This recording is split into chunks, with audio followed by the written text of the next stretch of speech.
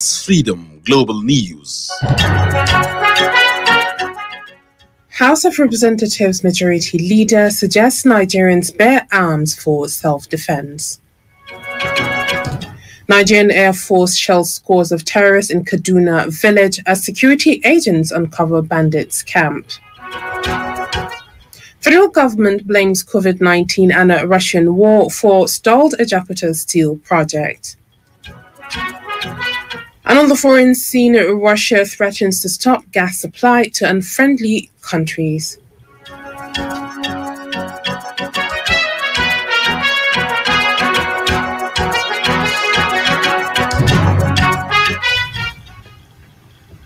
Good evening and listen to Freedom Global News on 99.5 FM. I am Hawa Adamikiawa. Today is the 31st of March 2022, and now the news in full. Majority Leader of the House of Representatives, Adu Doguwa, said Nigerians should be allowed to bear arms in self-defense considering the deteriorating security situation in the country. The All Progressive Congress member who is representing Doguwa Tudunwada Federal Constituency of Kano State said this during plenary today when the House was debating the aftermath of the terrorist attack on a train filled with passengers in Birnin-Gwari, Kaduna State. Doguwa, who was moved to tears by the tragic incident, is of the opinion that the security agencies have failed and citizens should not be at the mercy of terrorists or bandits.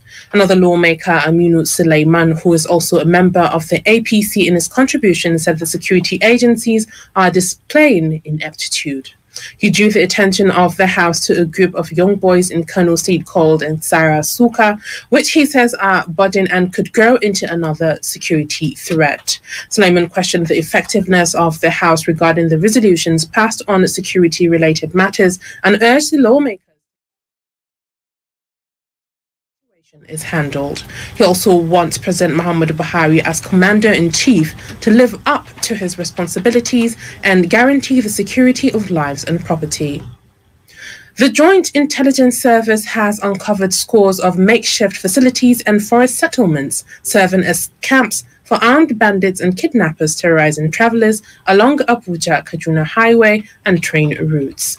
This is coming as the Nigerian Air Force aircraft killed scores of bandits, terrorists on Wednesday after obtaining intelligence on their movement. Reports say that after obtaining intelligence on the movement of bandits along the Akilibu Circumpower Road near Mongoro village, the Nigerian Air Force aircraft engaged terrorists in different waves with rockets, while those fleeing were mopped up with cannons decisively. A domestic intelligence operative said that 34 dead bodies of the bandits were counted during a mopping-up operation.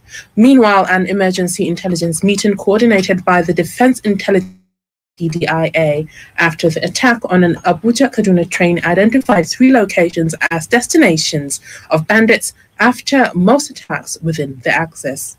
The locations identified by the intelligence service as bandits' dens are in Rijana, Katari, and Kasarani. The places have proximity to the Kaduna-Abuja highway and rail lines. Meanwhile, an improvised explosive device IED has been sighted early hours of today at Shanunu Road near popular Magarifi Road, Rigasa. The district head of Mashi Gwari Rigasa, Murtala Adamu, told Freedom Radio that dumped at Rafin Tanko, saying that on sighting the IED, the residents of the area immediately informed the divisional police officer of the area. The district head said moments after the anti-bomb squad arrived the area and defused the IED. Also speaking to Freedom Radio, a resident of the area, Abdullahi Ibrahim, said after spotting a bucket by the side of the gutter without anyone claiming its ownership, he called on the area commanders of a vigilante group and notified him of the strange bucket. Reports say that when contacted, the State Police Public Relations Officer ASP Muhammad Jaligi said the investigations were ongoing and promised to issue a press release as soon as the investigations are concluded. And on the sporting arena, the Nigeria Football Federation, NFF, has sacked the entire technical crew of the Super Eagles following the failure to the national team the failure of the national team to qualify for the Qatar 2022 World Cup. The interim coach, Augustin Eguavoen, resigned earlier from the position to fall back his role as technical director. Correspondent Sanusi Shaibu Musa has details of this and other sports updates.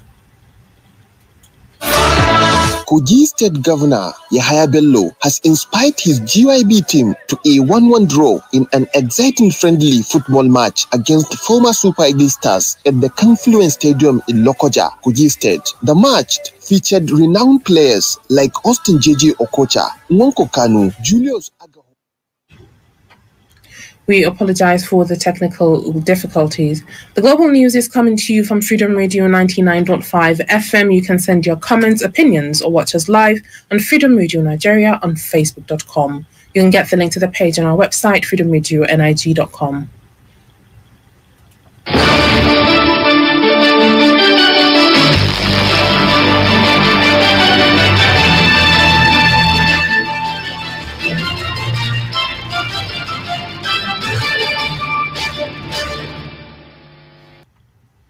Welcome back. You're still listening to Freedom Global News on 99.5 FM. The federal government today in Abuja said it can no longer deliver its promise to complete the Ajakuta steel rolling mill in 2022 as earlier promised. This came after it blamed the COVID-19 pandemic and the Russia-Ukraine war for frustrating the project on several fronts. The Minister of Mines and Steel Development, Olamilekan Adigbite, disclosed this to State House correspondents during a special weekly briefing coordinated by the Presidential Communications team at the Presidential Villa in Abuja. According to him, the federal government had, before the pandemic, successfully convinced Russia to complete the steel facility, but could not proceed with the negotiations due to force majeure. The negotiations involved a $2 million fee for a technical audit required to ascertain the state of the facility before work begins. Adegbite further explained that the government moved to continue the earlier negotiations with Russia following the lockdown, but progress was stalled again due to the conflict between Russia and Ukraine. He, however, noted that the federal government would initiate irreversible processes to ensure the resumption and eventual completion of the steel facility beyond the Buhari regime. And back to the sporting arena, the Nigeria Football Federation again had sacked the entire technical crew of the Super Eagles following the failure to qualify for the national team to qualify for the Qatar 2022 World Cup. The interim coach, Augustin Eguavoen, resigned earlier from the position to fall back his role as technical director. Correspondent Sanusi Shaibu Musa has details of this and other sports updates.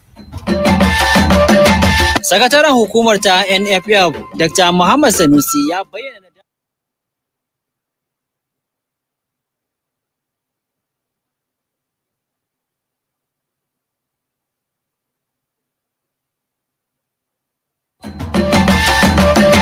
The Secretary General Muhammad Sanusi said the NFF has in meantime withdrawn the 2.5 years contract offer to the coaches and terminated the appointment of the entire technical crew of the team with immediate effect. He added that a new crew will be announced after a proper review to lead the new charge of reinvigorating the Super Eagles to face future talents appropriately. Similarly, the federal government has set up a panel to investigate the vandalism of the Mashood Abiola National Stadium in Abuja after Tuesday's 2022 World Cup playoff between the Super Eagles of Nigeria and the Black Stars of Ghana. It will be recalled that Red fans went on rampage, destroying all within their sight after the game, which ended in a 1-1 draw, lost the nation's aspirations to be part of the 2022 FIFA World Cup finals in Qatar later this year. The Minister of Youth and Sport, Sunday Dare, described the act of vandalism as saddening and unacceptable. And on tennis, Iga Swiatek continued her superb form with a 15th consecutive win to ease past Petra Kvitova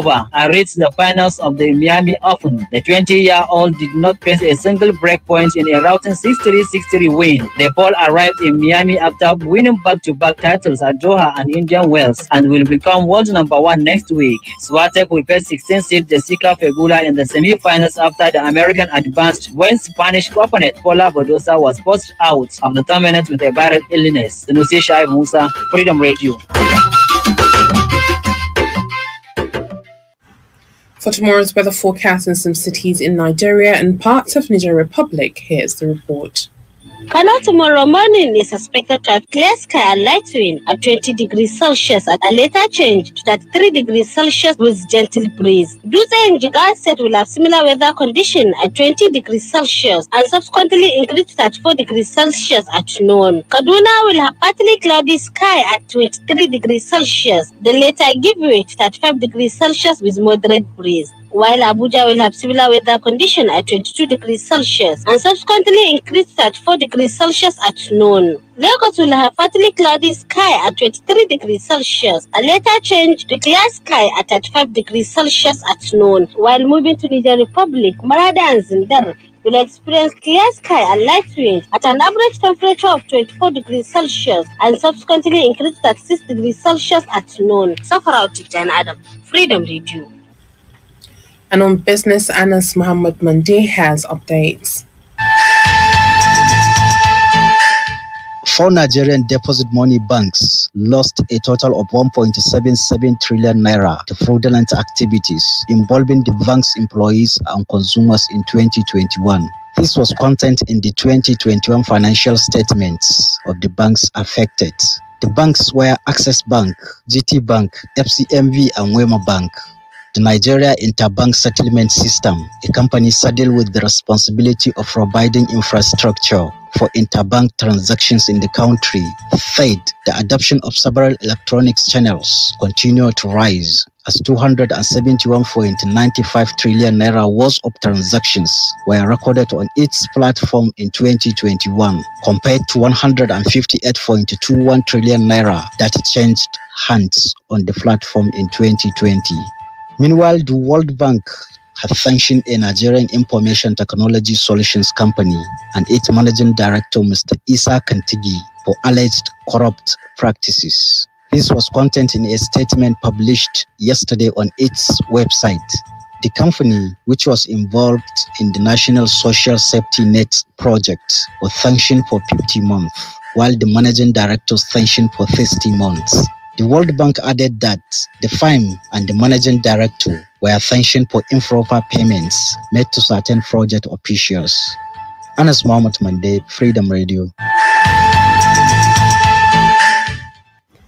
And on the foreign scene, Russian leader Vladimir Putin threatens to stop gas supplies to unfriendly countries if they don't deal in the Russian currency.